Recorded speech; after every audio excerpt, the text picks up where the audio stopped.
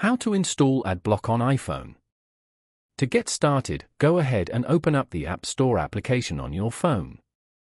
Once you're here, go to the bottom right corner and tap on the search icon. Go to the search bar at the top and type in the name of the application you want to download. For example, AdBlock. From the results, go to AdBlock Pro as shown. Here, tap on Get to download this app.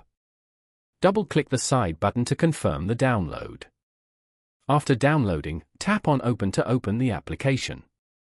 Once you're here, you can view the text and video guides. After that, go back and open up the Settings application. Then, scroll down and go to Apps. From here, go to Safari. In the Safari Settings page, scroll down to the General section. Then, go to Extensions. Over here, go to AdBlock Pro. Here, turn on the Allow Extension feature. You can now go back and turn on the other extensions as well. Now, go back and open up the AdBlock Pro application. Here, tap on Yes Done. Following these steps, you can easily install AdBlock on iPhone.